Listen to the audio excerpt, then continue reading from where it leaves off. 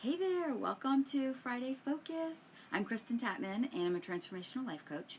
And today we are talking about letting go of suffering. So I'm going to set my little timer here. And just wanted to, to kind of touch base and talk about this topic today that's coming up for me. And, it's always fun to talk about the stuff that's bugging you that you don't know.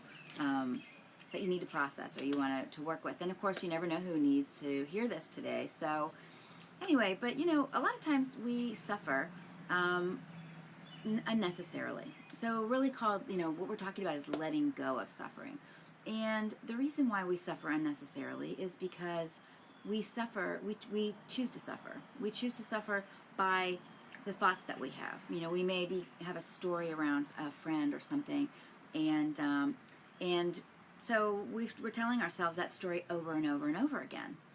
And it's funny, just yesterday, so I'm going to read something to you about an example of this that's really great. But I just yesterday saw somebody that I have had a thing with for about 11 years. It was someone who put some potted plants on my front porch, and I asked them to fill them for me because it was a summer when things were kind of going awry in our lives. Things were really busy and hectic, and we'd had some family loss. And so I asked this person a person who owned a business, to change these flower pots out for me and to put some plants in. So about 2 weeks later, we were watering them every day, but the plants all died. Not even about a week later. So I went and asked to have my money back and to have them repotted, and I was told that that wasn't an option. And so I've had this grudge against this person sort of for a very long time. And so lately I've been packing up, we're moving, and I've been packing up, and I found a bunch of flower vases that I have never used. I used to paint flower vases, and I thought, you know what?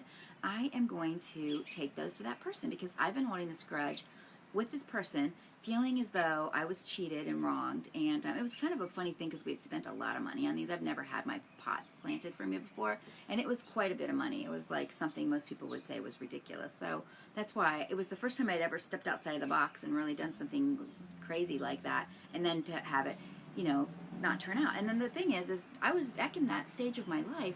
I was afraid to use my voice and ask for what I needed. I was afraid to say, no, this needs to be done right. Like, this has to be fixed. And so I just suffered. So I've been suffering forever. I drive by the place, and I feel this resentment. I feel this irritation, like don't ever say anybody business there. And I want to kind of talk down about that person. So the person has no idea that I've been suffering for all these years. And it's not a big deal. It's not like I think about this person every day, but I actually run into them at a flower store buying flowers quite often. So anyway, make a long story short, I saw the person yesterday. And I am taking them this whole box of beautiful vases that I have. And I actually talked to the person, and I said, hey, I've been thinking about you, and I know that these might be beneficial to you. I was going to leave them for you. And the person was like, that would be lovely. Thank you so much. That is very kind of you. And I was able to just let go of this story and this thing that I was creating around this person. It was really my stuff. I just needed to use my voice. Maybe I wasn't clear enough about my discontent, and maybe I didn't, just step into my power. So it was really my own issue. So, I encourage you to look at your life and think about where it is that you may be suffering. Where is it that you may be holding a grudge with someone? Always thirsty on these things. Where in your life someone else has no idea, and it's about forgiveness. Like, I needed to forgive that person, but really needed to forgive myself for all the judgments about myself, because I was mad that I didn't make a bigger deal and make a bigger stink about it and go pursue this thing or get them redone or something. So it was my stuff. But anyway, I want to read this to you. This was something that I had read, and I had saved this for a Friday Focus because I thought it was so beneficial. And it was such a great story. So anyway, it says, letting go of suffering. A number of years ago, as part of my healing journey, I reached out to and made peace with a childhood friend, a person I had cut myself off from 17 years prior. Back then, he had broke my trust on numerous occasions. And while it was safe to push him away at the time, I repeatedly found that I was actually the one truly suffering over the 17-year period. Because every time I saw him, I was forced to flee in the other direction. And every time I saw him, I was reminded of the difficult experiences he had put me through. Every time I saw him, I could see how life in general had moved on, but I hadn't. And I eventually reached a moment in time where I came to the conclusion that I wasn't winning with my avoidance and denial strategy. I was losing. As life sometimes has a funny way of manifesting experiences, because the more I avoided him, the more I saw him. It was like turning in a circle in front of a mirror. I felt relief most of the time, but then had to face my reflection at times over and over and over. Healing is a funny beast, because when you heal, you can't avoid. Once you open that door, everything comes up to be healed. That's what healing is all about. And so I awoke one day with the knowing that I had to reach out to him to explain my side of the story.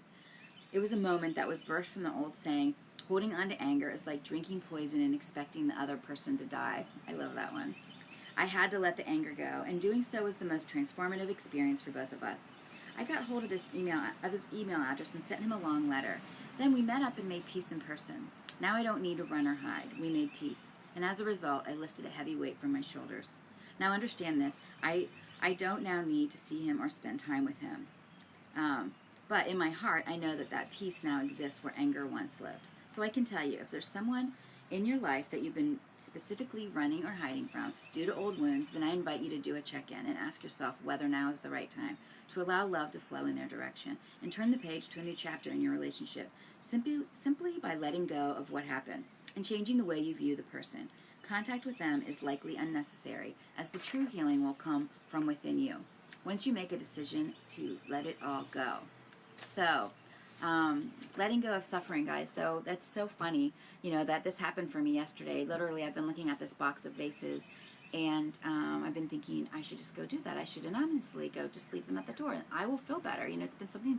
This has been 11 years, and I look back and think every time I run into that person at a place where I buy flowers, I think I'm always like begrudging, and I'm always frustrated. It's like it's not this person's problem. They don't even know that I'm suffering, but I've been suffering, and I've been like, holding this grudge. And how many times do we do that in our lives? Like, how many things do we hold on to where we can just let it go? What if we even just, if there's somebody that we're feeling that way with? I have a girlfriend that we don't speak to each other anymore, and she was very special in my life, and for some reason she doesn't want to be my friend anymore, and I don't know what happened, but I see signs of her everywhere I go, and every time I do, I just send her love, and I just say, you know what, I love you, and I don't know if we'll ever be friends again, but I do love you, and I miss you, and it's going to bring tears to my eyes. But that friendship was very special to me, but it was not special to her at this time in our lives. So for some reason, she didn't want to be friends anymore. And so for the longest time, I was really mad at her. I was like, what did I do? You never told me. So you may have friendships like this too. You may have relationships like this where you're suffering, right? So now when I think of her, when I see a sign of her, which I still get because we've been lifelong friends, but when I see these things, I just realize that it's not the right time for us, and that I have let go of my judgments of myself, that I was not a good enough friend or that I did something wrong, and just allow her to have her process of being angry or frustrated with me or whatever it is, or maybe I was just too much. Who knows what it was? But it's none of my business. It's it's something I have to let go of, and if we're meant to be, they'll come back. What's that thing? If you let it go, it comes back. It'll come back to you. So anyway, guys, thanks for being here with Friday Focus today. I so love this time together, and I have to be honest. I'm going through some other suffering myself, just with moving and packing and this loss of a home after 23 years and not knowing exactly what's coming next. We're excited. I'm excited about the possibility, but there's days like today when I'm like, I don't want to come on here. I don't want to be present. I don't want to go live, but I just want to encourage you. Just step into the discomfort, lean in, and just do it anyway, and you'll feel so much better. I know I do now. And thanks for being here. I really appreciate your support. Share this if this was helpful to you. And if you're interested, you can still join our Thought Pattern Perfecting class that we have going on in my Facebook group. I'll put the link below. Thanks. Have a great day.